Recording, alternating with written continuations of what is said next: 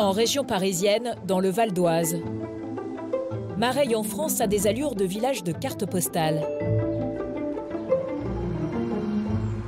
Pourtant, Madame la maire et son adjoint se battent contre un fléau. Les abords de ce bourg de 700 âmes sont devenus au fil des ans une décharge à ciel ouvert.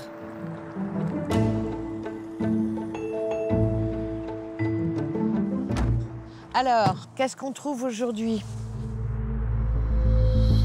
L'image est choquante, inimaginable. Des milliers de tonnes de déchets en tout genre. C'est des poubelles, ça, c'est pas possible. Et là, c'est que des fringues. C'est horrible. Puis je pense que ça doit descendre de l'autre côté, là. Mareil-la-Belle. Mareil-la-Belle est devenue Mareil, la poubelle. Alors pourquoi? Situé à 50 km au nord de la capitale, en pleine campagne, le village est desservi par cette voie rapide. Un avantage, devenu un inconvénient majeur. Elle permet aux pollueurs en tout genre de venir jeter leurs ordures à l'abri des regards et repartir très rapidement. Oh, il est archi plein. C'est des huiles polluées. Vous avouerez franchement que l'artisan qui met ça là, c'est pour pas aller payer le recyclage de l'huile qui est polluée. C'est pas possible.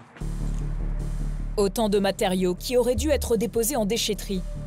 Mais cela a un coût. 150 € la tonne d'huile usagée pour un garagiste. Pour les artisans du bâtiment, c'est 50 € la tonne de gravat. Et 100 € la tonne de bois. Mais c'est encore bien plus cher pour d'autres matières. Tout ça, c'est de l'amiante. C'est de la toiture en amiante. Il y en a là, il y en a là, il y en a là. Ça demande des traitements tellement spéciaux, c'est extrêmement compliqué. Et horriblement cher. Et c'est polluant au maximum. Une tonne d'amiante, cela coûte 500 € à un entrepreneur. C'est un problème de pollution, sévère, sérieux. Car regardez, pas aller loin, les peintures, les pneus, les huiles, tout ça, c'est la pollution du sol longtemps. Je les méprise.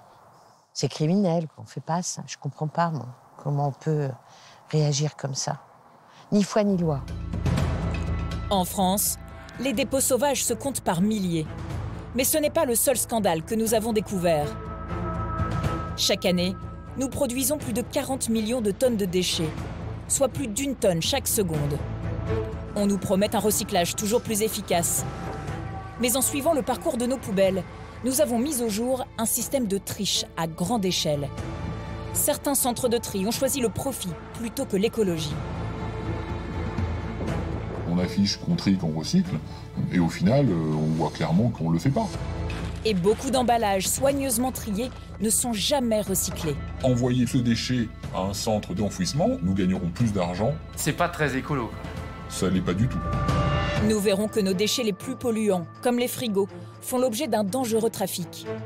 Pour le stopper, des détectives traquent sans relâche ces filières. Il est parti où, en point? Je sais pas parce que ça allait super vite. D'accord.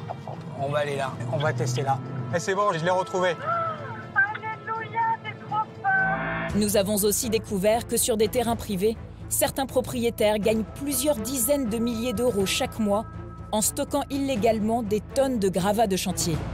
Vous voyez que les arbres sont submergés par une tsunami de terre de tous les chantiers de la région. Mais c'est pas nous qui faisons ça. Madame, Nous, ce qu'on fait rentrer, c'est de la terre. nous avons... Couper des arbres, mais vous avez un problème ou quoi? C'est des millions d'euros là qui sont là. Des millions. Rien n'arrête les pollueurs. Et en remontant leurs traces grâce à des balises GPS placées dans des déchets, nous avons découvert des lieux inimaginables. Les autorités sont dépassées, alors les maires de village leur donnent la chasse.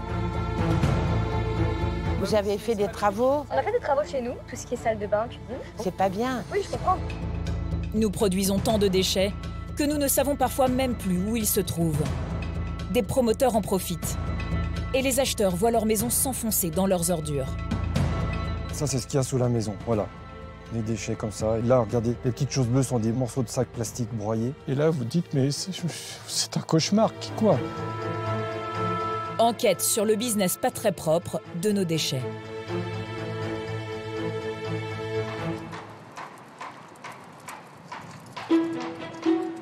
À Paris, Margot héberge régulièrement sa copine Aude, qui vit en province. C'est bon. Au retour des courses, comme pour de nombreux Français, c'est un peu le casse-tête quand il faut trier ses emballages. Que peut-on recycler ou non? Là, On lève pas le carton? si. Je te le mets le carton. Du coup, là, c'est la poubelle de recyclage, juste là. Margot utilise ce sac pour le recyclage.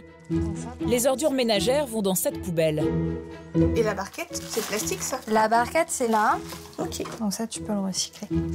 Et lorsqu'elle hésite, Margot a une technique efficace et méconnue. Tu jettes ça où? Alors ça, comme j'ai des doutes, je regarde le logo. Donc, opercule en plastique, donc ça, à jeter, poubelle ordures ménagères. Et à trier, le couvercle et le carton. Même si elles peuvent varier, les consignes de tri sont souvent inscrites sur les emballages. À jeter. Pour Margot, le tri, c'est non négociable. Question d'écologie et de civisme. Il y a tellement de déchets, on se rend compte que c'est plus possible aujourd'hui de continuer à ce rythme-là, qu'on va droit dans le mur finalement. Le recyclage, ça permet d'avoir un petit impact positif sur notre quotidien, sur notre manière de vivre, sur la planète aussi. Hop. Comme dans la plupart des villes de France, les ordures ménagères vont dans une poubelle verte et les emballages dans une poubelle jaune. Les deux bacs doivent être collectés séparément. Ce qu'on met dans la poubelle à recycler, j'imagine que ça va repartir dans le circuit pour en transformer en fait ces déchets en quelque chose de nouveau. Enfin, j'ose espérer. Ces petits efforts du quotidien, de plus en plus de Français se les imposent. Pourtant, quand la nuit tombe sur la capitale, nous allons découvrir que certaines entreprises en charge du tri sont bien moins vertueuses qu'on ne le pense. Dans la rue où vit Margot, en caméra discrète, nous suivons les éboueurs. Cette benne est censée collecter les ordures ménagères, la poubelle verte seulement.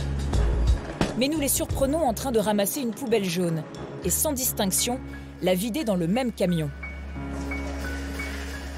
Cela ne semble pas être une erreur. La tournée continue et encore un bac jaune bascule dans la benne.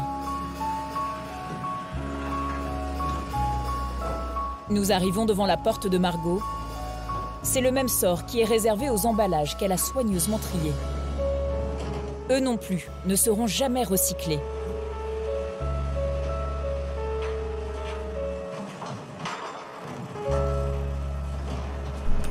Sommes-nous tombés un mauvais jour?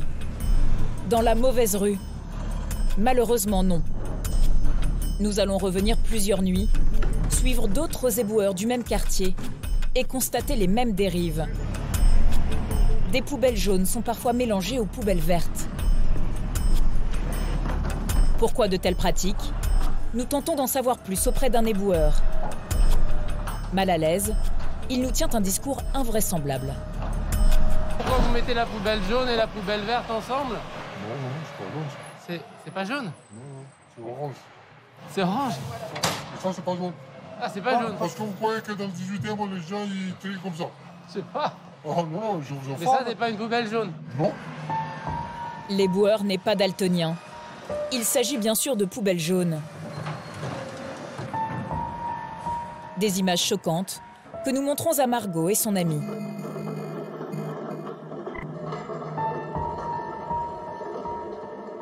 Là, c'est chez moi. Ah, c'est chez toi ça, c'est ta porte. Bon, oui, ils prennent toutes les poubelles.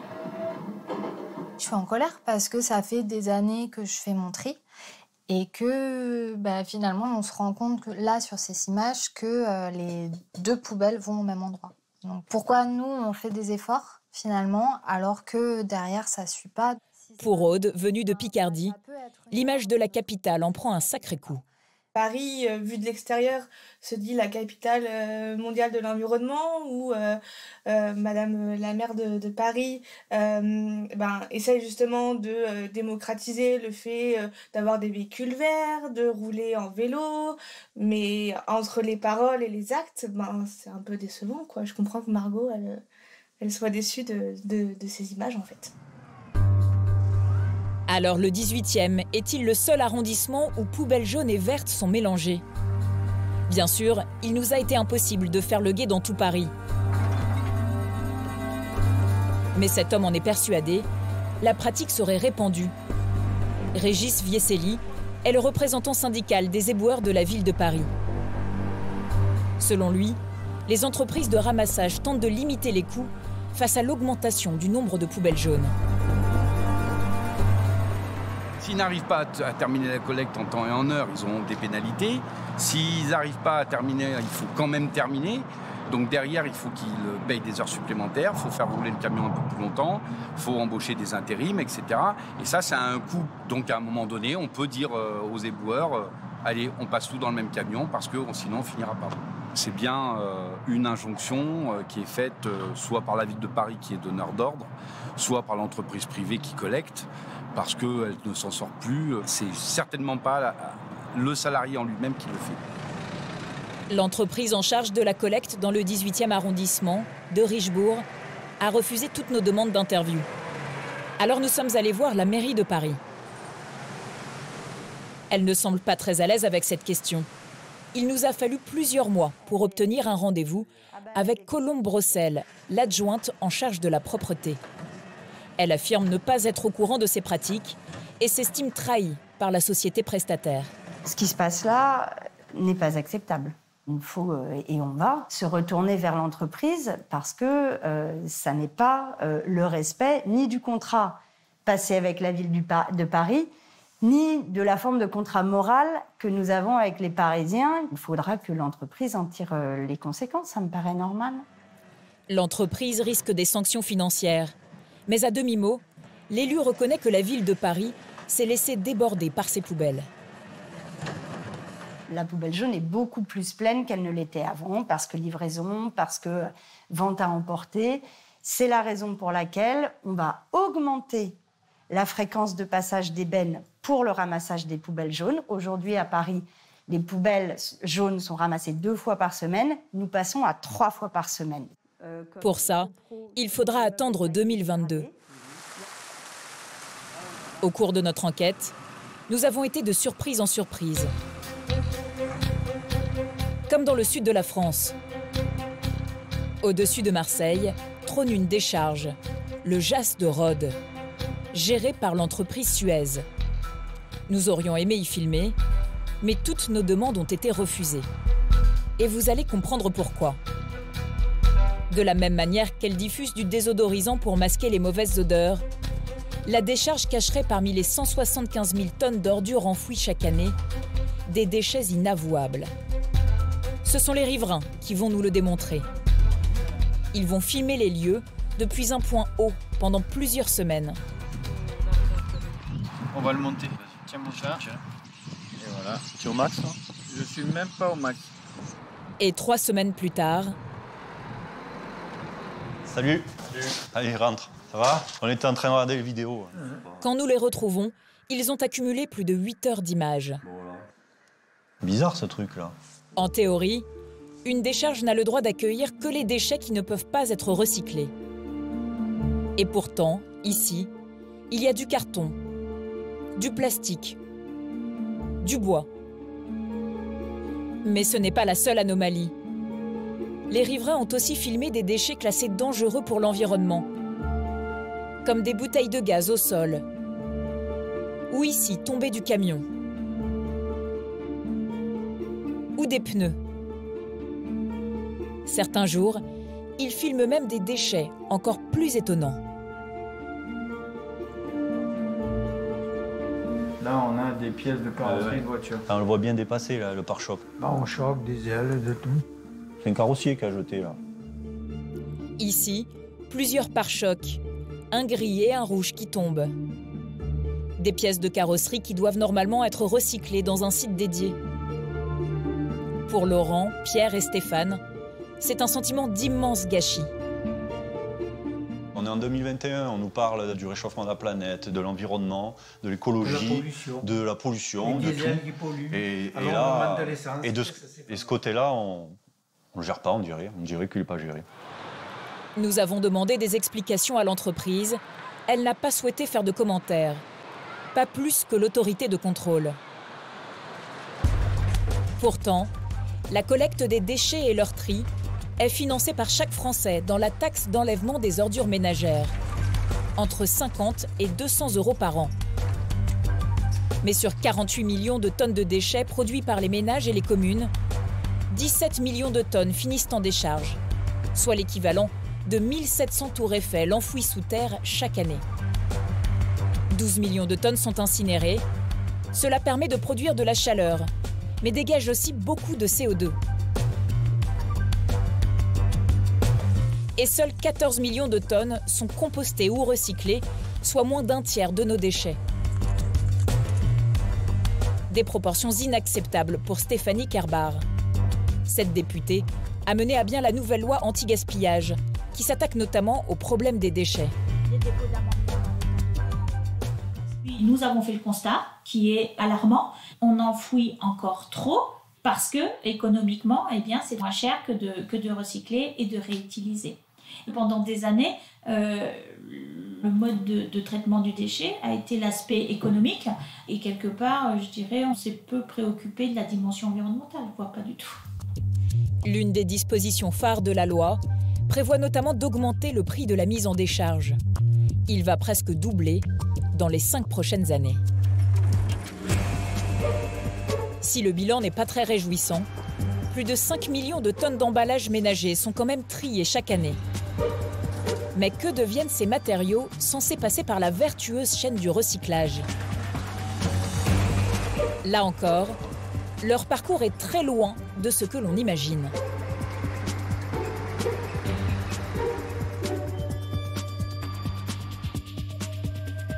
À Lorient, le tri est une affaire sérieuse. Ce centre est l'un des plus performants de France. 18 000 tonnes d'emballages ménagers arrivent ici chaque année.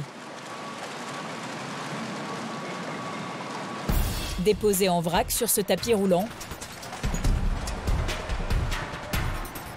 ils sont triés par une quinzaine d'employés du centre. 8 types de matières sont extraites, comme les cartons, les papiers et plusieurs qualités de plastique, opaques pour les bouteilles de lait ou transparents pour les bouteilles d'eau, et certains films alimentaires. Même quand le tri est exemplaire, certains emballages ne sont pas recyclables. C'est ce que l'on appelle les refus de tri. Une grande quantité de matière dont on ne sait toujours rien faire. Ils atterrissent dans cette benne. Là, on a un craquant, par exemple. C'est un plastique complexe. On le voit à l'intérieur, il est argenté. Ça ne se recycle pas. Celui-ci, alors certaines barquettes de ce type sont recyclables, d'autres pas, suivant la nature de leur plastique. Même pour un professionnel, difficile de s'y retrouver. Emballage de gâteaux, filets de pommes de terre. En France, en moyenne, 70% des plastiques ne sont jamais recyclés. Pourtant, aucune loi n'interdit aux industriels de les fabriquer. Conséquence, même dans ce centre modèle, un quart de ce qui arrive repart, direction la décharge ou l'incinérateur. Quant aux déchets bel et bien triés, ils posent un autre problème. Après avoir été mis en balle, le centre de tri doit les vendre à des spécialistes du recyclage. Mais les matières ne valent pas grand-chose. Bon Pascal, là on est sur du 80 € la tonne. Ça reste une des valeurs les plus élevées. Oui, les plastiques, oui. Mais la directrice doit parfois se résoudre à brader les matières, ou même à les donner. Aujourd'hui, elle est contente. Le cours des briques de lait est passé de rien à quelques euros. Et là on n'est plus à 0 € de reprise, on est à 10 €. 10 € de la tonne. Hein. Ça vaut pas très cher quand même, toutes ces matières. Alors elles ont beaucoup chuté, puisque c'est des matières qui sont cotées en bourse et donc qui sont fluctuantes en fonction des différents marchés.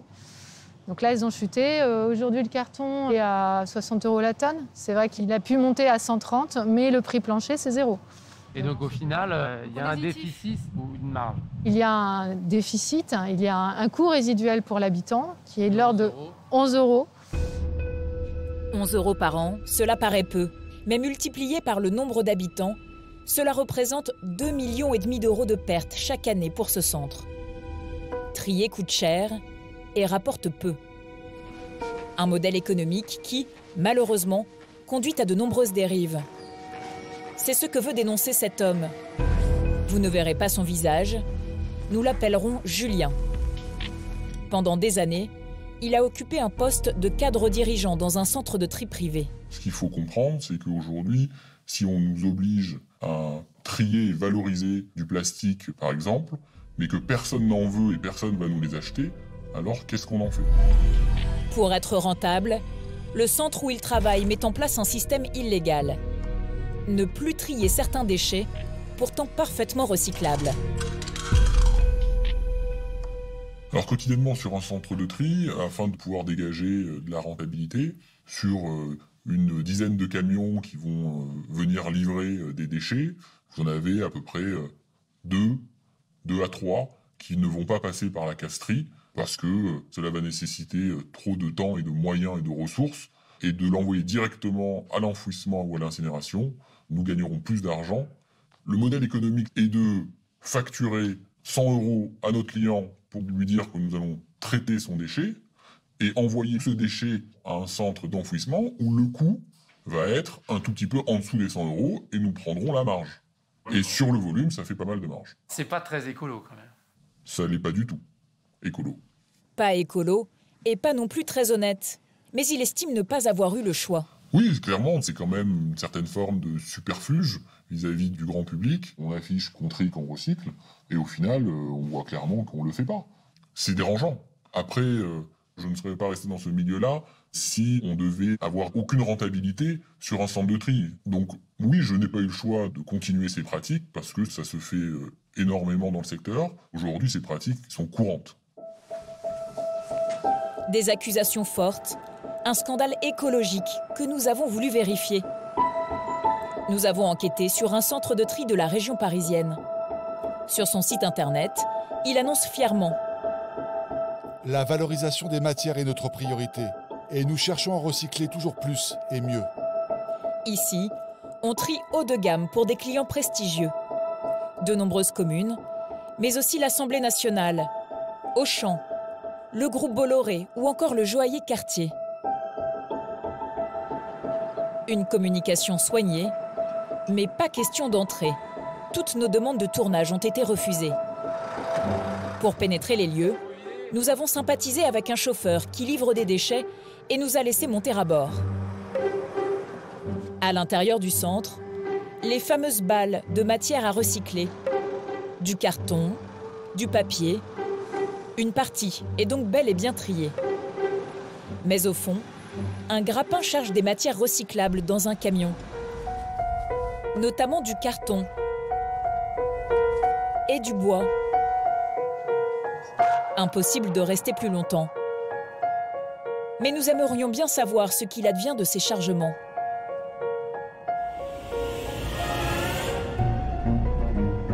Nous suivons l'un des camions. Il se rend dans la plus grande décharge d'Île-de-France, gérée elle aussi par le même groupe. Ce qui arrive ici est enfoui sous terre. Quelle quantité de matière recyclable y a-t-il dans ces camions? Pour le voir, nous retournons aux abords du centre de tri. Depuis un poste d'observation en hauteur, nous captons ces images qui laissent peu de place au doute. En moins de 30 minutes, nous filmons des quantités industrielles de films plastiques, tassés par camions de 24 tonnes. Il y a aussi quelques palettes de bois et surtout des tonnes de carton, qui ne seront donc jamais triés.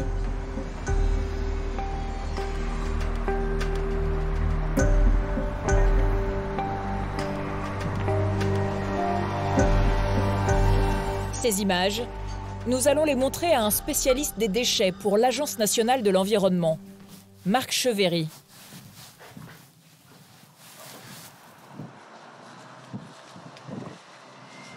Le bois doit être normalement trié. J'ai vu des cartons, donc ça veut dire qu'il y a encore beaucoup de choses qui peuvent être triées. Un centre de tri à l'ancienne et un centre de tri grossier, ça trie très peu. Aujourd'hui, la réglementation fait que ce genre de centre de tri est amené à disparaître au profit de centres de tri beaucoup plus performants d'un point de vue environnemental. Aux yeux de l'expert, ce site ne répond pas aux normes et devrait donc être fermé. Nous avons demandé des explications au propriétaire du centre de tri, le groupe Veolia. Sans succès. Nous allons devoir décliner, les équipes ne souhaitant pas participer à un reportage. Après plusieurs mois d'attente, nous décidons de pousser la porte du siège social. On est une équipe de M6 de zone interdite. On cherchait à joindre la communication. Heureux hasard, le président directeur général du groupe est dans le hall. Nous tentons notre chance. Monsieur Frérot ? Monsieur Frérot ? Bonjour, Paul Labrosse. On est journaliste pour M6, pour zone interdite. On fait un reportage, on aurait adoré avoir la chance d'avoir un mot avec vous. Vous êtes gentil, mais là, les équipes de la communication vont s'occuper de vous, rassurez-vous. C'est pour montrer des images tournées dans un centre de tri, des images tournées en région parisienne. Quelques minutes plus tard, un responsable de la communication vient à notre rencontre.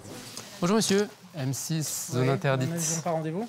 Non, on n'avait pas rendez-vous parce que j'essaie de joindre Madame déjà depuis plusieurs semaines, j'ai fait plusieurs demandes. On aimerait juste comprendre pourquoi tout ça n'est pas recyclé puisqu'on est dans un centre de tri. Très bien. Je vais vous donner mon mail et puis on verra si on a des commentaires à vous faire ou pas. Peut-être qu'on n'en aura pas.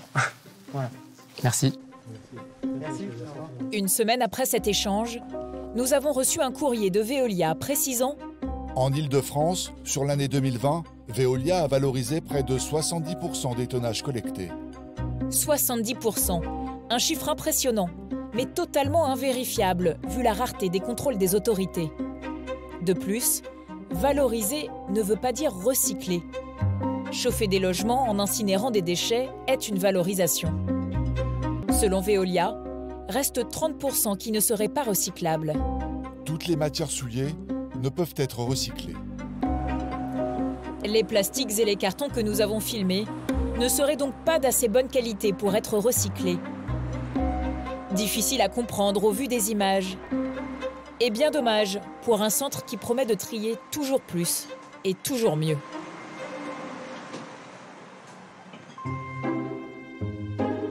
À ce stade de notre enquête, il y aurait de quoi être un peu désespéré. Pourtant, le tableau n'est pas si noir. En France, on n'a jamais autant recyclé. 3,6 millions de tonnes d'emballage l'an passé, c'est 20% de plus qu'il y a 10 ans. Et certains révolutionnent le genre. Comme pour nos vieilles fenêtres en PVC, qui sont ici fondues et régénérées, avant de repartir équiper nos maisons. Il y a aussi de jeunes écolos qui récupèrent nos mégots de cigarettes avant d'utiliser leurs filtres et d'en faire de la mousse isolante pour les maisons ou même des doudounes. D'autres donnent même une seconde vie à ce que l'on sait le moins bien recycler. À Saint-Denis, dans ses anciens ateliers d'orfèvrerie, une bande de copains d'enfance a tout quitté pour se lancer dans un projet un peu fou. Il y a Edgar. Alors, il y a combien de briques à faire là ? Ancien assistant réalisateur, Théo, l'architecte, et Adrien, ancien expert dans le monde de l'art. Il y a 2 ans, ils montent de toutes pièces cet atelier pour créer un produit unique.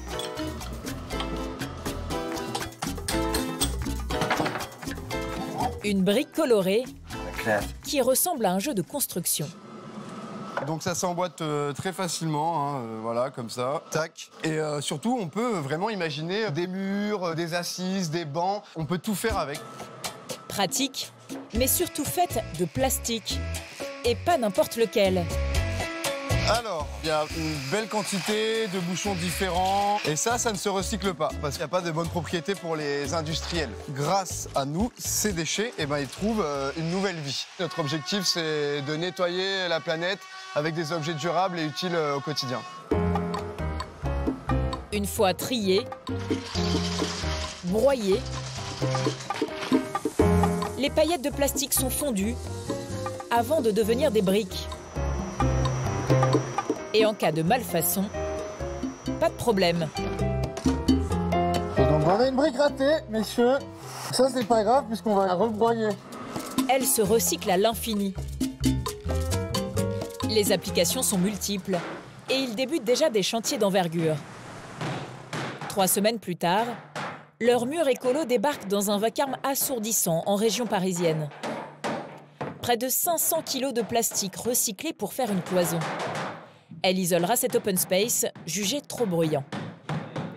On va enfin pouvoir avoir des bureaux fermés et travailler calmement, donc je suis contente.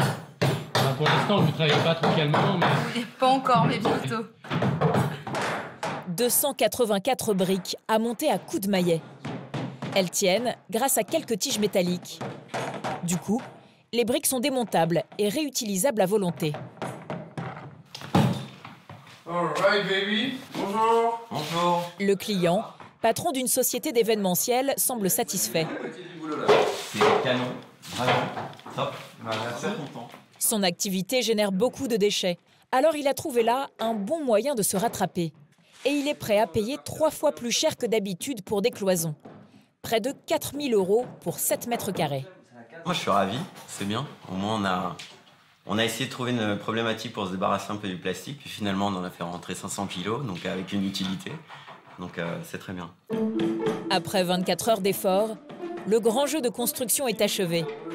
Et l'équipe rêve déjà de beaucoup plus grand.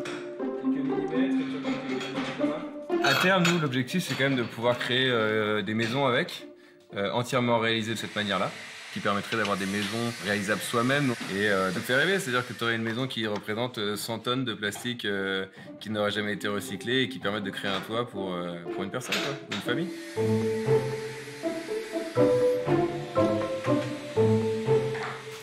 C'est nickel.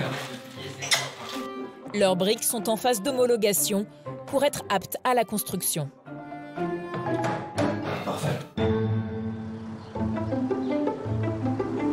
Certains se battent pour recycler les déchets, d'autres pour empêcher les pollueurs d'agir.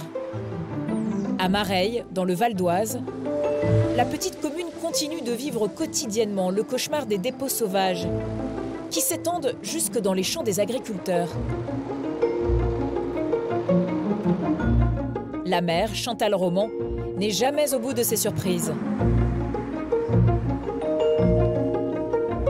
C'est pas possible. C'est pas possible. Viens voir, on va regarder ce qu'il y a dedans. C'est un dépôt insolite, notamment des dizaines de pare-chocs de voitures. Ils viennent d'être jetés il y a quelques heures. C'est des criminels, c'est une honte. C'est insupportable. Mais la maire n'est pas du genre à baisser les bras. D'autant qu'elle a une piste. Un habitant de Mareil à 8h15 est passé ce matin. Il a vu un camion avec un gars qui déposait les morceaux et il l'a pris en photo. Donc j'ai des photos, ce qui est une grande première. Il arrive en voiture, il voit le camion, donc il s'arrête et il le prend en photo. À 8h15 en plein jour, alors qu'il y a plein de gens qui marchent, je comprends pas. Là, le haillon est encore bas, après il remonte le haillon. Une plaque d'immatriculation et une silhouette. Madame la maire ne pouvait rêver mieux. Là, on a sa tête, on a son camion. Donc vous allez faire quoi avec ces photos? Gendarmes. Je les ai prévenus tout de suite pour qu'ils viennent. Donc, nous croisons les doigts. À la gendarmerie du Val d'Oise, les photos fournies par la maire constituent une preuve irréfutable d'un flagrant délit.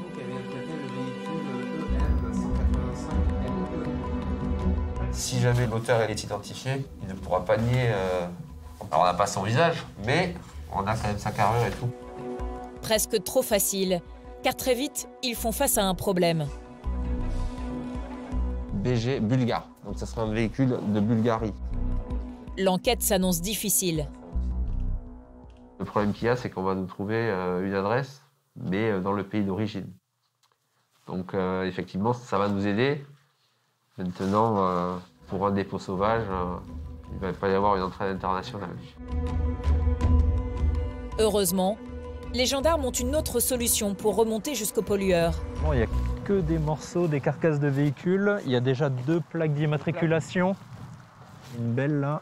Les pare-chocs ont été déposés sans aucune précaution, avec leur plaque d'immatriculation française.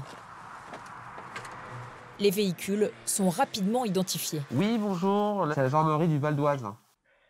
L'un d'eux appartient à une société d'informatique. Ça doit être un pare-choc de BM série Oui, c'est tout à fait ça, oui, c'est une BMW série, oui. On avait un sinistre, il avait heurté un tiers à l'arrière. La société est rapidement mise hors de cause. Suite à un accident, le pare-choc a été changé par un garagiste de la région. Et c'est sur ce professionnel que l'enquête se concentre. Bonjour, vous êtes le gérant, vous êtes, c'est ça? Non, je suis l'associé.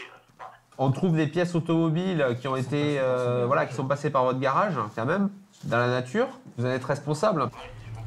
L'homme est immédiatement convoqué à la brigade pour s'expliquer. Je vous remercie, allez, asseyez-vous. Et il va faire profil bas. Là, c'est des photos prises sur place. Est-ce que tous les pare-chocs viennent de chez vous? Peut-être pas tous, mais en bonne partie, oui. Pourtant, l'homme jure recycler ses pièces de carrosserie habituellement. Il aurait même un contrat à l'année avec une société spécialisée. Logiquement, il doit être recyclé.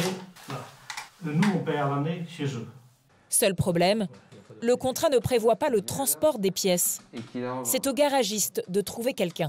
Vous procédez comment? Qui vient le chercher? Les gars qui passent, quoi. Est-ce qu'il s'agit de personnes agréées pour effectuer ce genre de prestations? Là, sûrement une question. Pardon? Sûrement une question, c'est qu'ils n'en savent rien, en fait. Normalement, ces transporteurs agréés sont obligatoires. Mais cette fois-ci, le garagiste a fait appel à un homme qui l'a payé de la main à la main, 60 €, 3 fois moins cher que le prix habituel. Alors ça, c'est de loin. Et le camion, c'est celui-ci. Il identifie le fameux camion, mais affirme ne pas connaître le chauffeur. J'ai un téléphone, mais je ne sais pas si c'est le sien. C'est marqué ferrailleur, mais je ne suis pas sûr que c'est lui. Les gendarmes ne se font pas d'illusions. Il sera difficile de retrouver le chauffeur. Mais à leurs yeux, le garagiste est fautif. Je vais demander des signatures. Hop. Il encourt jusqu'à 2 ans de prison et 75 000 € d'amende. Selon la loi, le producteur d'un déchet en est le responsable final. C'est le procureur qui décidera de poursuivre ou non le garagiste. En attendant, il devra venir récupérer à ses frais toutes les pièces abandonnées dans le champ. Pour tenter de trouver des solutions à ce fléau, Et toi? Chantal Roman réunit une fois tous les 2 mois les élus des environs. Autour de la table aujourd'hui, 6 maires de petites communes, dont Bellefontaine, 1600 habitants, Jany, 250 habitants, ou encore Villiers-le-Sec, 700 habitants. On est tous concernés par ce problème. Parfois, on désespère. Mais on a décidé de ne pas lâcher. C'est la raison pour laquelle on est là. D'autres agriculteurs... Chantal a aussi une autre idée derrière la tête. Elle a convié la gendarmerie, histoire de leur faire passer un message clair. Selon elle, ils n'en font pas assez. Beaucoup d'entre nous ne comprennent pas d'aller déposer des plaintes. On en a... au bout, il y en a qui n'y vont plus. Par exemple, ils ont, ça ne sert à rien. On dépose des plaintes et on n'a pas de retour. Pardonnez-moi, c'est pas critique, mais c'est la vérité. La circulation d'un camion avec une benne chargée ou un aller-retour ne rend pas le conducteur coupable d'un dépôt illicite, d'un dépôt de déchets. À un moment donné, on doit le constater, ce dépôt. Donc c'est en cela que les enquêtes prennent du temps. C'est la recherche de la preuve. Avec 31 gendarmes pour couvrir 123 km² de territoire, difficile d'être sur tous les fronts. Qu'importe pour Chantal, il est urgent d'agir. Il faut qu'on regarde quels sont les axes les plus fréquentés, sur lesquels on a le plus de problèmes, et se dire, on s'en coince un ou deux, et comment on les coince? D'abord, ça nous fera du bien à la tête. Je pense que ça nous remontera le moral, et puis on se prendra une bouteille de champagne. Certains élus se disent même prêts à en découdre. On va monter des milices et puis on ira tourner le soir avec différentes personnes et puis le fusil de chasse. Si derrière l'État ne fait rien, il ne faudra pas qu'ils viennent être surpris qu'un jour il y a un accident. On fait face à du banditisme environnemental. Et il faut les traiter comme des bandits. Il faut les traiter comme des trafiquants, parce que ce ne sont que des trafiquants. Des élus excédés, car c'est souvent aux communes de payer le nettoyage. Et cela grève sérieusement les petits budgets de ces villages. Si je dois consacrer l'essentiel de mon budget sur l'enlèvement des dépôts sauvages, ben c'est pas possible. J'ai consacré au niveau de l'année 2020, en matière de retrait, 40 000 €. Voilà ce que j'ai à dire. Et heureusement, il y a eu une enveloppe qui a été mise en place par la communauté de communes, qui m'a permis de payer que 10% d'enlèvement. Mais vraiment, là, moi, je sais que j'en ai ras-le-bol, quoi. J'en avais pour... Vous pensez que quelque chose va changer après cette réunion? Bien sûr. J'y crois toujours. Hein. Si on fait rien, on n'y arrive jamais. C'est sur la durée qu'on gagnera. Sinon, il y a longtemps qu'on se serait arrêté. Non? Mais qui sont donc ces bandits de l'environnement qui semblent insaisissables? Nous allons essayer de remonter leurs traces. En quelques clics, on trouve facilement des annonces de professionnels comme de particuliers qui proposent d'évacuer les gravats de chantier. Il y a des dizaines et des dizaines d'annonces. Des débarrasseurs qui opèrent 7 jours sur 7, partout sur le territoire, à des prix imbattables. Bonjour. Oui, je vous entends, bonjour. Nous nous faisons passer pour des particuliers qui viennent de terminer des travaux de salle de bain. Quelques sacs. Vous mettez combien de temps à intervenir là, pour quand on aura terminé? Aujourd'hui? Ouais. Nous, on sera là vers 16h, c'est bon pour vous? Ok, merci. Pour trouver des déchets de chantier à leur donner, rien de plus facile. Direction Mareil en France. C'est du carrelage là. Ouais, on va prendre ça. Nous demanderons à plusieurs transporteurs d'évacuer chacun près de 200 kilos de gravats. Ça là, c'est pas mal. Afin de savoir si nos sacs prendront la direction de la déchetterie ou s'ils se retrouveront dans une décharge sauvage, nous les suivrons à la trace, à l'aide d'une balise GPS. Hop, je la mets là.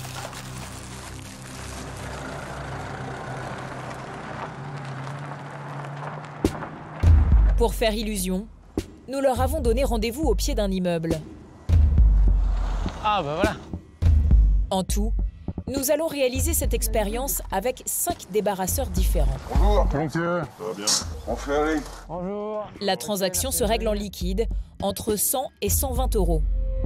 Pas de facture, l'activité est illégale. Pourtant, 3 transporteurs sur 5 vont bel et bien emmener notre chargement dans une déchetterie comme celle-ci. Ce qui leur coûtera à peine 20 €. Les 2 derniers, eux, ne dépenseront pas un centime, malgré leurs promesses. Vous allez en faire quoi alors? Oui, monsieur. Ouais. Ah oui, oui. C'est un peu loin. Comme ça, que ça soit effrayé en plus. Ouais, bah ce serait bien, ouais. Grâce à notre balise GPS, nous comprenons très vite que l'homme au camion bleu ne prend pas la direction de la déchetterie. Il s'arrête à seulement 20 km de là, sur un parking aménagé en aire d'accueil des gens du voyage. Ici, stationnent une vingtaine de caravanes. Près de l'entrée, à côté du camion bleu, nous retrouvons nos sacs, jetés à même le sol près des poubelles.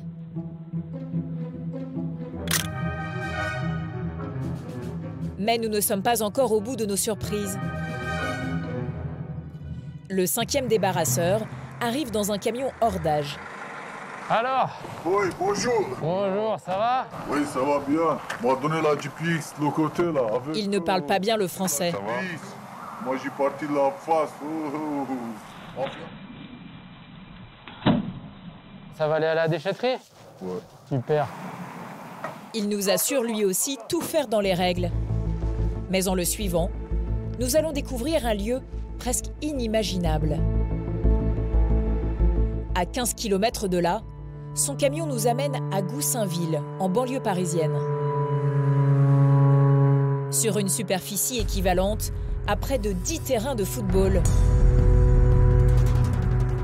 S'entassent pneus, frigos, sacs de chantier remplis de matières en tout genre. Probablement la plus grande décharge illégale de tout le département. C'est incroyable, Mais voici à quoi ressemblait ce terrain il y a à peine 8 mois.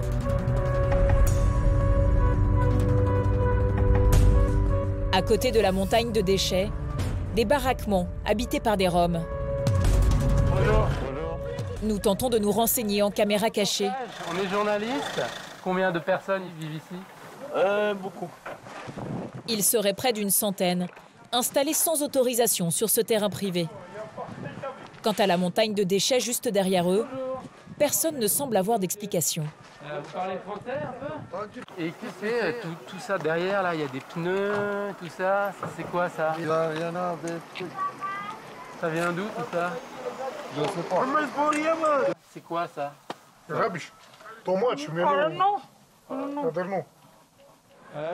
Pas d'explication, mais des dizaines de camions sont stationnés. Parmi eux, nous retrouvons le véhicule qui a transporté nos gravats. Bonjour. Ici, le balai des débarrasseurs est permanent. Une partie des habitants semble vivre de ce business. Aux abords, il ne faut pas longtemps pour observer des déchargements.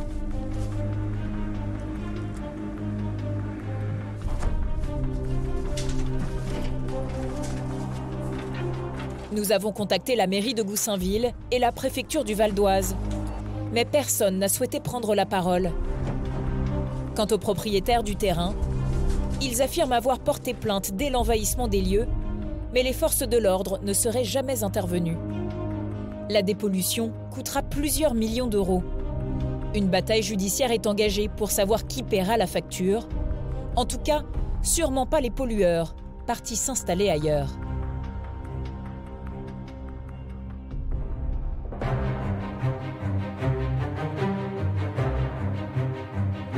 Cela semble difficile à croire, mais en France, le business des déchets illégaux rapporte des fortunes à certains. À Marseille et dans ses environs, des propriétaires de terrains amasseraient des millions d'euros en détruisant l'environnement. Des pratiques qui révoltent Jean Sanson. Avec son association, il en a fait le combat de sa vie. Le principe est que des propriétaires de terrain cèdent aux sirènes de l'argent en acceptant de recevoir chez eux complètement illégalement les matériaux issus des chantiers de la région. Je peux vous montrer des millions de mètres cubes dans pas très longtemps qui sont complètement en dehors de tout contrôle, déversés. À première vue, cette pinède a tout d'un petit coin de paradis. Mais sur le terrain voisin, la nature a presque disparu, comme noyée. Vous voyez que les arbres sont enterrés, submergés par une tsunami de décombres, de terre, de matériaux divers provenant de tous les chantiers de la région. Le terrain qui est dessous, c'était ça. C'était les collines de Pagnol. Voilà en quoi ils nous les transforment. Selon Jean Sanson, les déversements de terre auraient commencé ici il y a plus de 10 ans. Et quelques minutes après notre arrivée, un camion déverse son chargement. Tenez, voilà, en direct, il est jeudi après-midi et on tombe sur des camions en train de décharger. Alors regardez, la terre est grise, regardez, des rochers, des blocs, des pierres. Là, on est sur les premières couches qui sont complètement pourries. Là. Ça doit partir en aire de stockage pour pouvoir être trié. La loi est stricte. Elle limite les terres de remblai accueillies sur un terrain privé à 2 mètres de hauteur sur 1 hectare. Ici, au vu de l'image satellite, la surface dépasse les 5 hectares pour plusieurs dizaines de mètres de hauteur. Quant aux terres déposées, elles doivent être non polluées, ce qui n'est pas le cas ici. On voit du plastique et du bitume. Une belle économie. Les traités coûteraient de 50 à 150 euros la tonne, soit jusqu'à 1000 euros pour un camion comme celui-ci. Vous pouvez voir un nouveau camion qui arrive, le 4e en moins de 10 minutes. Bien sûr, le propriétaire du terrain prend beaucoup moins cher qu'un centre de retraitement. Mais cela aurait fait sa fortune. Les propriétaires qui reçoivent des centaines de camions comme ça, disons qu'ils reçoivent un gracieux dédommagement en espèces sonnantes et trébuchantes. Quand on imagine sur 80 mètres de hauteur et sur les centaines de mètres de long, c'est des millions d'euros là, qui sont là. Des millions. Le propriétaire, il a réussi à trouver la pierre philosophale. Et il transforme du déchet en or. Des mines d'or d'un nouveau genre qui pullulent dans les environs. Le militant associatif en a comptabilisé une 50aine juste dans son département. Voici la dernière, sur la commune des Pennes-Mirabeau. Toute la journée, des camions déversent des gravats de chantier. Il peut y avoir de tout. Il peut y avoir du béton, il peut y avoir du mercure, il peut y avoir des sols pollués par des produits chimiques. Regardez les blocs de bitume, des blocs noirs là sur le bord. Qu'est-ce qu'il y a dessous? Il y a un parking complet? Le terrain appartient à cet homme, un boulanger qui a abandonné son ancien métier pour cette activité qui serait bien plus lucrative. Le tarif pour déverser ici serait de 70 € par camion. À 15 camions par jour, cela fait près de 20 000 € par mois, net d'impôts bien sûr. Une jolie somme pour l'homme dont le travail se limite désormais à dissimuler les déchets les plus visibles. Alors forcément, notre caméra n'est pas la bienvenue. Nous sommes pris à partie par la compagne et la fille du propriétaire. Je suis marcheuse. Je vais vous montrer partout où il faut filmer. Vous voulez que je vous montre? Là, nous sommes sur une décharge illégale. C'est pas une décharge. Mais donnez-moi les certificats d'urbanisme qui vous donnent l'autorisation de décharger absolument n'importe quoi. Qui vous venez de voir décharger? J'ai vu, madame. Qui vous avez vu, monsieur? Il y a un portail grand. C'est le procureur qui vous interrogera pour savoir qui c'est qui a... Voilà. Eh ben, qui c'est? Ben, on ne le sait pas. Vous irez au On procureur. ne le sait pas. Mais c'est pas nous qui faisons ça. Madame. Nous, ce qu'on fait rentrer, c'est de la terre. Madame, vous nous plantez des arbres, mais vous Tout avez un problème voyez, ou quoi? vous corrompez la nature. Non, c'est pas parce que... La tension est telle que la femme du propriétaire jette notre caméra. Mon mari, il a planté le terrain pour mettre des arbres. Il est en train d'arroser ses arbres. Il est en train d'arroser ses arbres. Mais qu'est-ce qu'on a fait? Nous, on n'a rien fait. Madame. Selon elle, ils ne seraient donc que des amoureux de la nature. Mais il faudrait avoir la main bien verte pour réussir à faire pousser des arbres sur ces terres souillées par ces déchets en tout genre. Le propriétaire est dans l'illégalité. Mais il n'est pas le seul. Il y a aussi les entreprises de BTP qui viennent déverser leurs déchets ici. Pour le savoir, nous suivons 2 camions. Tous 2 prennent la direction de Marseille. Le premier s'arrête sur les hauteurs, sur un terrain en chantier. La construction d'une maison d'un particulier. Nous nous faisons passer pour des acheteurs à la recherche d'un logement. Dans le coin et on va faire probablement des travaux. Et donc on voulait savoir... Qu'est-ce que vous voulez acheter? Bon, une maison. On cherche. Nous interrogeons le chef de chantier sur la destination des gravats. Et ça, alors après, ça va où du coup? On le jette à la déchetterie. C'est 50 € le mètre cube. Pour un camion comme celui-ci, l'entrepreneur paierait donc 350 € pour traiter ses remblais dans les règles de l'art. Mais en insistant un peu, le discours change. Et on est obligé de les envoyer en déchetterie, tout ça? On les envoie. Parce que si vous connaissez quelqu'un qui a besoin de rembler, on le jette chez lui. Ça, c'est possible? Ah oui, c'est possible. Parce que nous, on l'amène pas à la déchetterie, hein. On l'amène à des endroits où les gars, il nous faut payer. Pas comme la déchetterie. C'est bien. On paye 60 €, 70 €. Les terrains privés, c'est 5 fois moins cher que la déchetterie. Alors beaucoup d'entrepreneurs n'hésitent pas longtemps. Le deuxième camion que nous suivons se rend au cœur de Marseille, sur un chantier de prestige. 113 logements construits par Eiffage, le 3e groupe de BTP français. Le véhicule charge des matières issues de démolition, avec de la ferraille imbriquée dans du béton. Selon les conducteurs de travaux, ce camion appartient à un sous-traitant. Et il s'appelle comment le sous-traitant? Lui, d'habitude, c'est la terre ou le morceau de béton. D'accord, ouais, c'est ça. Et après, il les mène à la déchetterie pour retraiter. Voilà. Merci, monsieur. Un sous-traitant, soi-disant irréprochable. Nous voulons en savoir plus sur cette société domiciliée dans un centre d'affaires marseillais. Bonjour, bonjour madame. Je cherche la société... Il faudrait peut-être prendre rendez-vous avec eux parce qu'ils sont domiciliés chez nous, mais physiquement ils sont pas là-bas, ils sont pas là en fait. Ah, ils sont pas là? D'accord, il n'y a pas des bureaux là? Eux n'ont pas besoin d'un bureau chez nous. Et vous donnez-moi leur mail peut-être? Ouais, mais c'est ça. Ah, vous n'avez pas le droit? C'est un envoyé qui peut vous rappeler. D'accord, ok. Une société sans locaux et qui ne donne pas ses coordonnées. Nous réussissons finalement à récupérer le téléphone du patron. C'est bien vos camions qui chargent les gravats de ce chantier? Bon, ben voilà, ce camion, on l'a suivi jusqu'à un terrain forestier au Pen Mirabeau. Ah bon? Vous n'êtes pas au courant? Non, je suis pas au courant. Quand l'homme comprend la situation, il ne s'embarrasse plus d'explications. Arrêtez de me casser les couilles, merci. Les pratiques de ce sous-traitant sont-elles connues du groupe Eiffage? L'entreprise n'a pas souhaité nous recevoir, mais elle nous a fait parvenir cette réponse. Selon elle, les gravats de son chantier ont bien été évacués vers un centre de traitement, mais elle reconnaît quelques erreurs.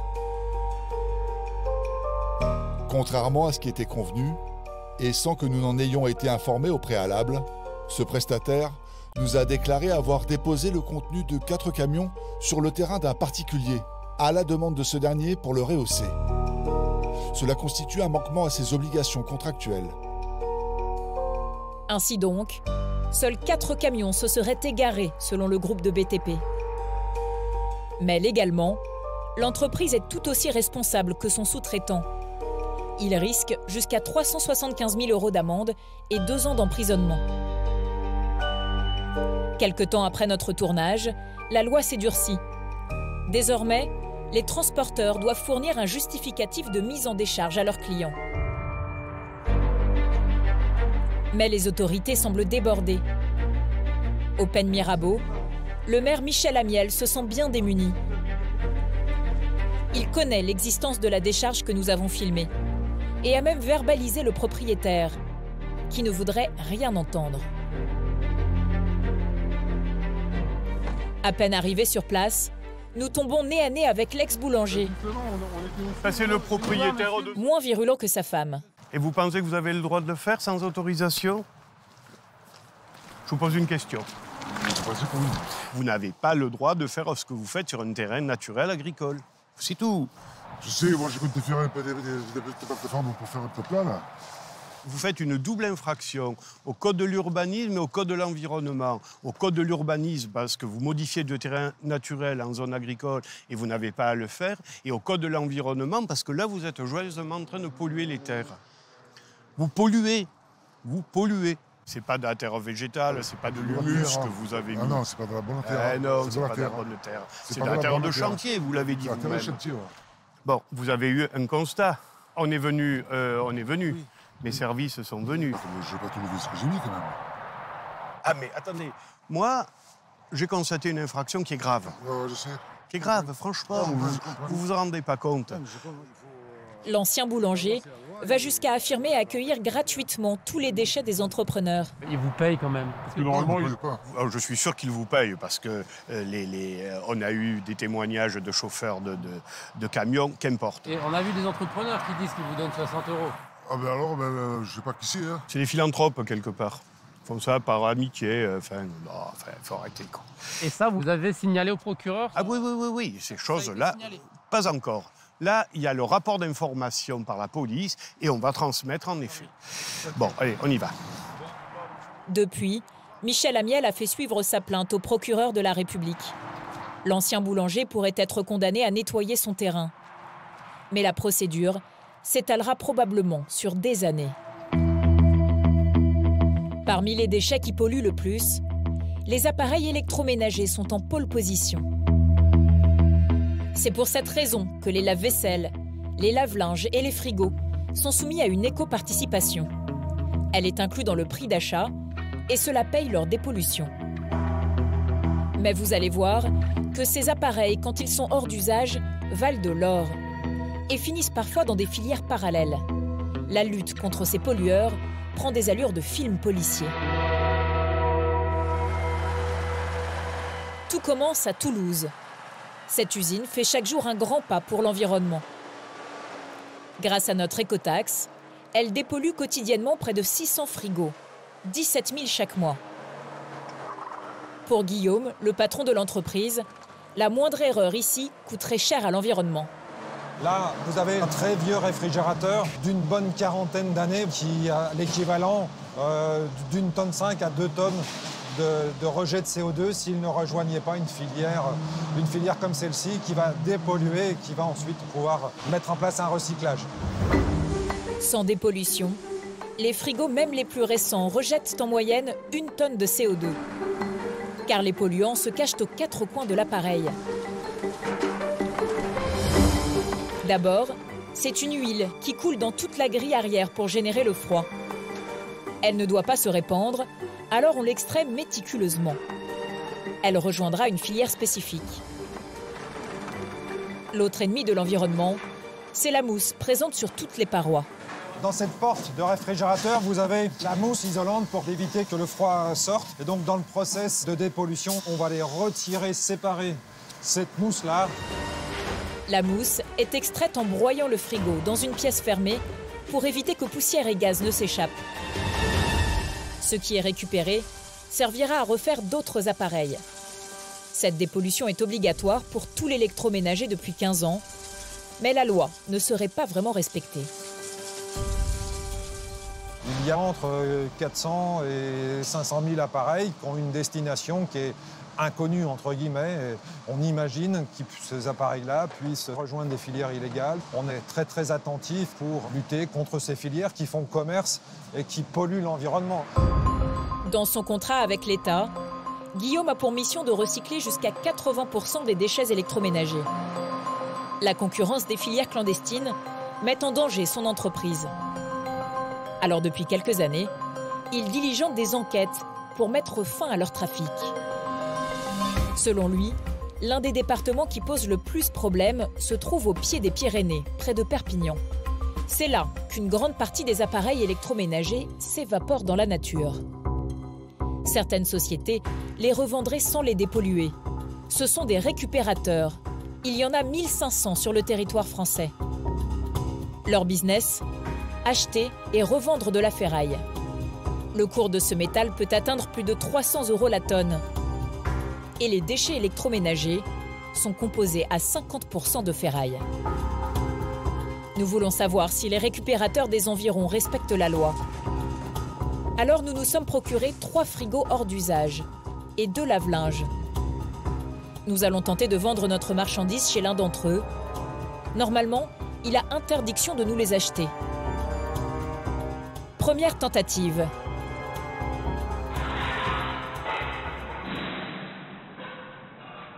Vous avez que de la ferraille, non? Là, c'est des machines. Je veux voir, s'il vous plaît. Ouais, bien sûr. Il y a du lave-linge, du frigo. Ah, les frigos, non, on ne les prend pas. Maintenant, c'est interdit. Tu en fais quoi des frigos alors? Eh ben, il faut les jeter à la déchetterie. Ici, on respecte la loi. Contrairement à leurs voisins dans ce grand hangar. Bon, on m'a dit que vous repreniez là, les vieilles machines, tout ça. Ouais. Ok.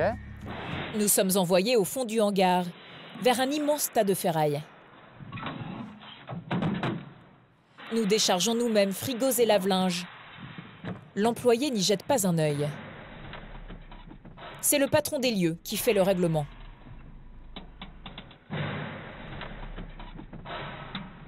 Là, vous avez la facture et le chèque à découper en bas. Ok, merci beaucoup, monsieur. Nous repartons avec un maigre chèque de 11,97 € pour 190 kg de ferraille. Mais eux gagneraient beaucoup plus. Car ce n'est pas un, mais des centaines de frigos qu'ils récupéreraient illégalement. Pour le prouver, un détective privé surveille son hangar nuit et jour. Il a été engagé par Guillaume, l'entrepreneur qui recycle les frigos. Le client soupçonne que ces gens revendent au black à des filières étrangères de la ferraille d'électroménager. À titre d'exemple, je crois que la benne remplie, ça peut monter jusqu'à 5 000 € au black. C'est un trafic qui peut rapporter beaucoup d'argent. Ce soir-là, le détective ne perd pas son temps dans sa voiture. S'il est là, c'est que quelques heures plus tôt, à la frontière espagnole, il a filmé un camion très particulier, qu'il attendait depuis des jours. À un moment donné, j'ai aperçu au loin ce camion-là et je me suis dit, elle est là. Waouh, bingo. Elle, c'est une presse hydraulique roulante. Elle sert à compresser les frigos. Je l'ai rattrapée, j'ai eu confirmation que c'était bien elle. C'est bon, maintenant, là, on la lâche plus. Et donc, c'est celle-là qui est arrivée juste à l'entreprise, là. La presse est bien dans le hangar. Maintenant, il veut savoir où vont être envoyées les compressions de frigo. Si ce sont des gens qui fraudent, ce sont des gens méfiants. Et des gens méfiants, il faut, nous, être très prudents. On s'inscrit dans la durée, on sait qu'ils sont là. J'ai pas besoin d'aller plus loin, j'ai pas besoin d'aller me griller. Au petit matin, à bonne distance, nous filmons la presse en action.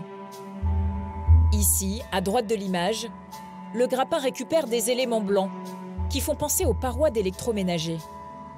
Au milieu, un cube qui pourrait être un frigo avec sa mousse isolante. Quelques minutes plus tard, il en ressort une belle compression qui s'entasse avec les autres à l'arrière du bâtiment.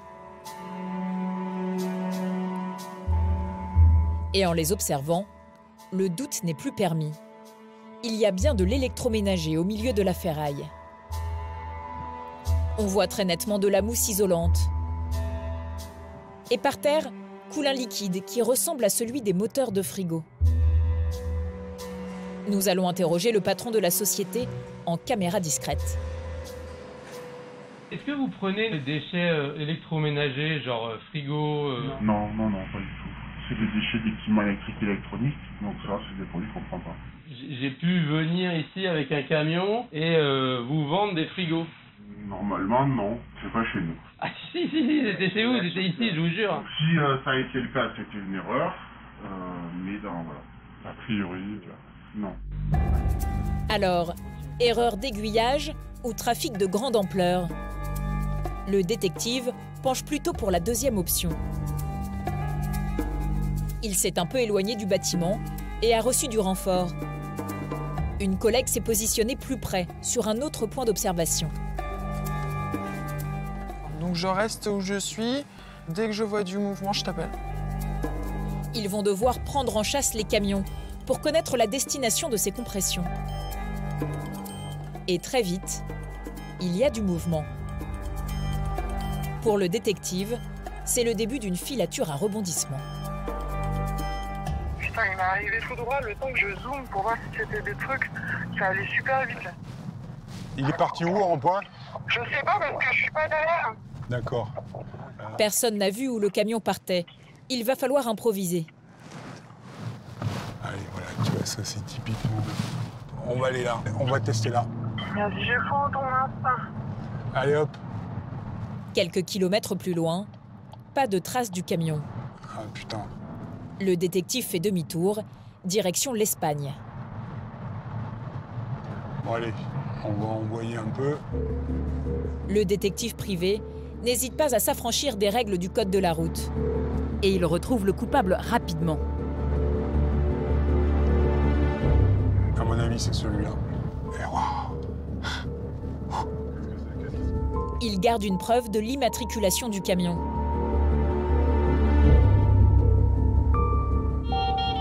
Ouais, c'est bon, je l'ai retrouvé. Oh, alléluia, c'est trop fort. Ouais, super. Il y a une gare de péage. Je vais essayer de me mettre à côté de lui pour faire des photos de près de la ferraille. Là, on est sur du bon truc, là. Là, on est sur ce qu'il faut, là. Bon, maintenant que j'ai repéré que c'est celui-là, je vais devoir prendre un peu de distance. On peut pas être derrière un camion à 80 km/h, c'est pas possible. Donc pour pas me faire repérer, je vais être obligé de le laisser passer. La filature dure plus de 2 heures. Elle se poursuit côté espagnol jusqu'à une zone industrielle à 60 km de la frontière.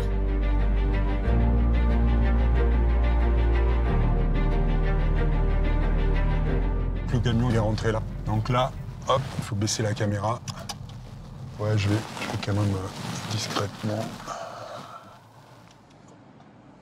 Le détective tient enfin la preuve qu'il attendait. Ça, c'est parfait. Donc là, on a identifié un site, en fait. Maintenant, on est sûr qu'effectivement, c'est lui qui récupère le matériel pressé. Donc ça, c'est une information importante pour le client. C'est toute une filière d'export illégal de déchets dangereux depuis la France qui viendrait d'être identifiée.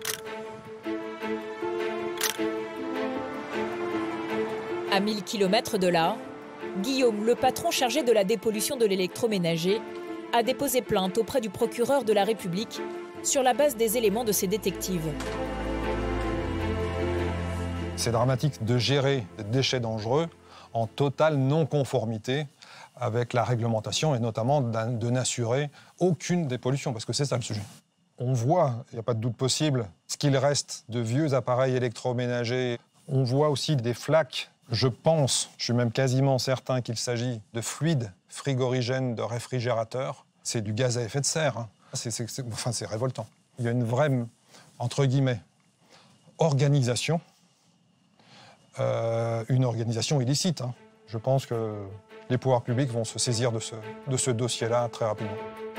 Guillaume est habitué aux actions en justice. En 15 ans, il a déjà déposé plus de 300 plaintes.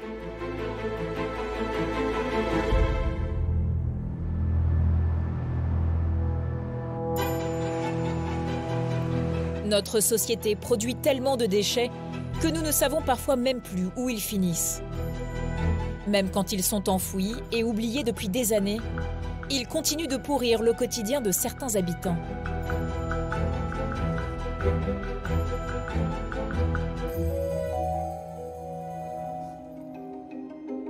À Sillingy, en Haute-Savoie, vu d'en haut, rien ne laisse présager que ce lotissement coquet de 4 maisons est devenu un enfer pour ses propriétaires. Le pavillon de Salvatore a été construit il y a 15 ans. Aujourd'hui, il menace de s'effondrer. Le portail, vous voyez, regardez, bientôt je ne pourrai plus l'ouvrir parce que tout s'ouvre en fait. Ici, la terrasse. La terrasse, voilà, tout se casse. Les fissures se multiplient du sol au plafond. Alors, le plus gros du problème, il se passe ici. La façade, voilà. Ça y était pas cet été. Là, on en est là. C'est tout fissuré. Tous les matins, tous les soirs, avant d'aller me coucher, je fais le tour de la maison parce que j'ai une fissure chaque jour qui apparaît et que je regarde si ça s'aggrave. Donc là, pareil, on a 2 doigts là. Là-haut, pareil. Rien à voir avec une malfaçon. Sa maison est construite sur une ancienne décharge. Là, le terrain est descendu, je crois, de 50 cm. Si on se remet de niveau, on est à plus de 50 cm. Les déchets se décomposent, alors les maisons s'enfoncent année après année. La fissure, ça s'aggrave. J'ai regardé encore ce matin, ça s'est agrandi un petit peu sous la fenêtre que je t'avais montré. Dans le lotissement, les propriétaires imaginent déjà leur maison engloutie par les déchets. Les ordures ont tendance à se tasser. 10% de son volume se tasse par an. À un moment donné, dans notre vie, la maison va sortir par le toit. Oui. Donc le matin, j'irai au boulot par Velux. Alors aujourd'hui, j'en rigole parce que je veux pas péter un câble. Parce que oui, au fond de moi, je suis en train d'exploser. Je suis une bombe à retardement, ça c'est clair. C'est clair, j'ai envie de tuer tout le monde. Parce que je me suis fait avoir et que personne ne s'occupe de nous. Ils se sentent abandonnés, trahis, mais gardent espoir que leur maison tiendra. Mais tout le monde n'est pas logé à la même enseigne. Juste à côté, Eric, lui, s'est résolu à quitter les lieux il y a 3 ans. Sa maison est déjà dangereuse. Il revient ici le moins possible, et à chaque fois, avec le cœur serré. Qu'est-ce que ça me fait mal au cœur de venir dans cette maison, c'est pas possible. Fais-moi ça. Les experts sont formels. Sa maison risque de s'effondrer dans les 10 prochaines années. Là, je découvre. On voit bien que tout s'écarte, tout s'écarte. Regardez, il n'y a rien qui tient. La fenêtre ne tient pas puisque la maison, elle penche de ce côté. Son projet de vie, avec sa femme et sa fille, s'est envolé. C'est désolant parce que vraiment, c'était la maison de nos rêves. On pensait qu'on allait vivre là heureux. Nous étions des jeunes parents. Je me revois encore sur la dalle avec ma fille en train de lui dire « Mais tu vois, regarde, ça sera ta chambre ici, et puis on pourra faire ça, on pourra jouer dehors. » Et puis tout est tout tombait en l'air en l'espace d'une année. Une année. Les premières fissures apparaissent 1 an après la livraison de sa maison. Et puis viennent les odeurs pestilentielles qui remontent du sol. Éric demande des explications. Le maître d'œuvre ne lui répond même pas. Alors il fait venir un expert qui sonde le terrain en profondeur. Son constat est sans appel. Comme ça, il a hoché la tête, il a dit, vous savez, ça va être plus grave que ce qu'on pense. Parce que là, il y a des déchets organiques. Et là, vous dites, mais c'est un cauchemar, quoi? Ça, c'est ce qu'il y a sous la maison, voilà. Voilà, des déchets comme ça. Et là, regardez, les petites choses bleues sont des morceaux de sacs plastiques broyés. On a retrouvé des semelles, des morceaux de bouteilles de lait. On a appris que nous étions assis sur 17 mètres minimum de déchets, d'une poubelle géante. Et qui accepterait d'habiter sur une poubelle? Les analyses révèlent aussi la présence dans le sol de plomb, de cuivre ou d'hydrocarbures. Autant de matières toxiques qui pourraient avoir de graves conséquences sur la santé des habitants. Éric porte plainte. Pendant près de 10 ans, la procédure va exhumer tout ce qui leur a été caché. Il découvre qu'à l'endroit même du lotissement se trouvait une ancienne carrière de grès dans les années 60 qui a ensuite été comblée avec toutes les ordures de la région. Pourquoi la mairie a-t-elle autorisé la construction d'un lotissement à cet endroit? Les plus anciens se le demandent encore. Jean-Marie Nantua était maire dans les années 90, bien avant le lancement du projet immobilier. Pour lui, impossible d'ignorer l'histoire de ce terrain. Tout le monde connaissait la décharge de la Petite Balme. C'était de notoriété publique. Les camions y sont passés pendant des années et des années. Tout le monde savait que la décharge existait. Lorsque la décharge cesse son activité, Jean-Marie Nantua se demande si la mairie peut récupérer le terrain. Mais la réponse laisse peu de place au doute. On a quand même demandé des conseils aux services spécialisés de la préfecture qui nous ont dit la chose suivante, c'est que compte tenu des fermentations et de la création des gaz, il fallait attendre pratiquement 30 ans avant de pouvoir utiliser le terrain. Donc pour nous, l'affaire s'est arrêtée là. Pour éviter la construction de bâtiments, Jean-Marie Nantua va geler la zone dans le plan d'occupation des sols. Mais 3 ans plus tard, un nouveau maire lève cette restriction et délivre les permis de construire. Il n'a pas souhaité nous rencontrer. Nous avons pu le joindre au téléphone. Il assume d'avoir autorisé ces constructions. Mais il est plus embarrassé quand on lui demande s'il a informé les futurs propriétaires de l'existence de la décharge. Et pourquoi vous ne les avez pas prévenus? Vous auriez pu au moins les prévenir. Mais on va être si le terrain ne permet pas la construction, celui qui fait des travaux publics, eh bien, il retire ce qui est mauvais et il remet du bon. Hein. Vous avez des regrets aujourd'hui? Mais bien sûr qu'on a des regrets. J'ai évidemment une responsabilité morale par rapport aux conséquences. Donc j'en suis désolé des problèmes de ces 4 personnes. Les propriétaires du lotissement ont lancé un recours contre la mairie de Sillingy pour obtenir des indemnités. Tiens, regarde, c'est le rapport d'expertise. Aujourd'hui, Éric et sa femme Adélia vivent dans un appartement de la banlieue d'Annecy. Ça devient vraiment lourd comme situation. La liste des responsables ne se limiterait pas à la mairie. Selon eux, le promoteur lui aussi serait en cause. L'enquête démontre qu'il avait été informé de la mauvaise qualité du sol par son chef de chantier. Après décapage de la terre végétale, le terrassement fait apparaître une couche de poubelle, entre guillemets. À aucun moment vous ne faites mention de cette décharge dans votre étude du sol. Nous avons demandé de stopper le chantier. Le promoteur n'aurait rien voulu entendre. Il n'alerte pas les futurs propriétaires et ordonne la poursuite des travaux. On s'est senti escroqué, trahi, blessé dans notre vie, anéanti. Aujourd'hui, le promoteur a liquidé sa société, mais il sera tout de même traduit en justice.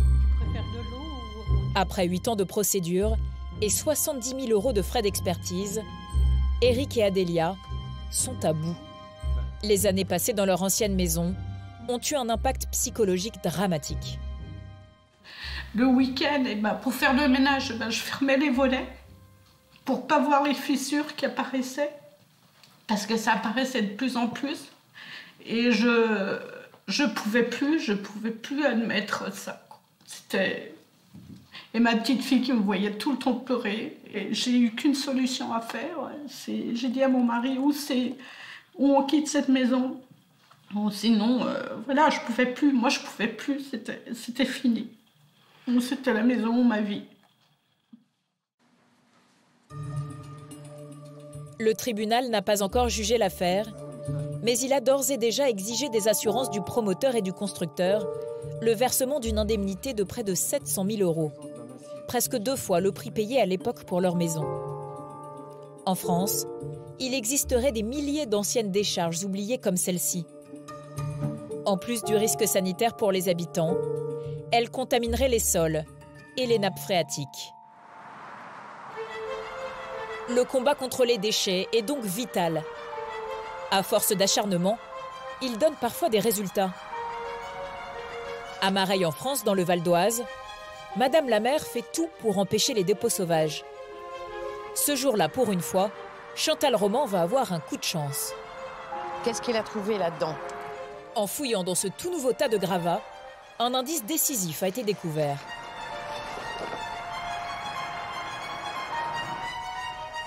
Dedans, on a trouvé 7 contraventions à une famille. Ces déchets, je ne suis pas loin de penser qu'ils sont à eux. Donc, ce que j'aimerais, c'est d'aller les voir et de leur dire « Êtes-vous prêts à reprendre vos déchets ?» On aura résolu une tête d'épingle dans la totalité. Mais on en aura résolu une. Cette fois-ci, Chantal Roman ne passe pas par la case gendarmerie. Elle va aller elle-même au contact des pollueurs, photos à l'appui. Accompagnée de son adjoint, elle va tenter de forcer les pollueurs à venir reprendre leurs déchets.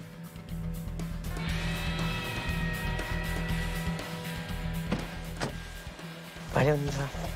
Ils vivent dans ce quartier pavillonnaire de Seine-Saint-Denis. Il y a du monde, c'est allumé. Il y a lumière dedans. Bonjour, j'ai des documents à vous, faudrait que je vous voie. C'est une jeune femme qui ouvre. Bonjour, je vous explique. Je suis le maire d'une commune qui s'appelle Mareil en France, qui est dans le 95. Dans notre commune, on a trouvé des PV vous appartenant de toute votre famille. Oui. Ok, oui, c'est chez nous. Avec des déchets de travaux, etc. Alors je voulais savoir si c'est vous qui les avez déposés. Mon père, il n'est pas à la maison. Enfin, je suis sa fille, quoi. C'est pas bien. Oui, je comprends. Vous avez fait des travaux? On a fait des travaux chez nous. On a retapé tout ce qui est salle de bain, cuisine. Oui, on a des bouts de carrelage. La mère a donc frappé à la bonne porte. Et elle va changer de ton. Ce qu'on a décidé, c'est avant d'aller poser tous ces PV à la gendarmerie pour porter plainte contre vous, c'est de venir vous voir, de vous dire ce qu'on est, vous demander si vous voulez bien enlever les déchets. Et dans ce cas-là, on vous rend les PV, on ne porte pas plainte. Ok. Il appelle mon père. Parce que je ne suis pas au courant. Enfin, merci. Soit dans la journée ou soit demain. Merci, chère madame. Beaucoup, hein. Au revoir. Je suis contente. On a bien fait d'y aller. J'ai confiance. Bon, on peut rentrer. On a fait ce qu'il fallait faire. Et surprise, quelques jours plus tard, les efforts de Chantal Roman payent. Bonjour, monsieur. C'est gentil de vous être déplacé. Venez, je vous accompagne à mon bureau. Le propriétaire des gravats jetés en pleine nature se présente de lui-même, comme promis par sa fille. Quand j'ai vu vos contraventions, question s'est posée de dire on va porter plainte immédiatement. Et puis, on a décidé d'aller vous voir. Peut-être pour éviter des poursuites, l'homme a accepté de venir évacuer ses déchets et se dit victime d'un de ses débarrasseurs. J'ai appelé quelqu'un pour que jette les gravats. Je lui ai dit, est-ce que tu jettes ça, des jetteries juste à côté? Il m'a dit, il n'y a pas de souci. J'ai négocié avec lui, j'ai donné un billet. Il est débarrassé, il est parti. Franchement, c'est honteux, je suis dessus. L'homme semble de bonne foi. Chantal Roman ne portera pas plainte. Tenez, je vous rends vos contraventions. Merci pour votre Parce que vous êtes là, je vous les rends avec grand plaisir, cher monsieur. Seulement quelques kilos de moins dans cet océan de déchets.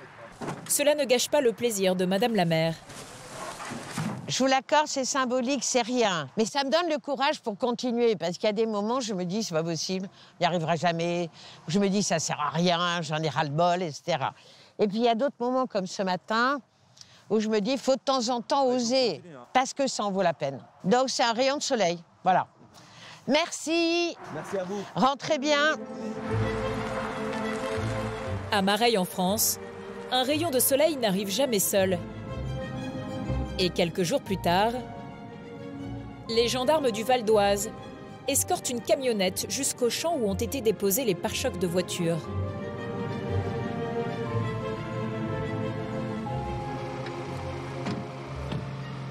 Bon, comme vous pouvez le voir, vous avez un petit peu de travail. Le garagiste qui a été auditionné vient récupérer ses déchets.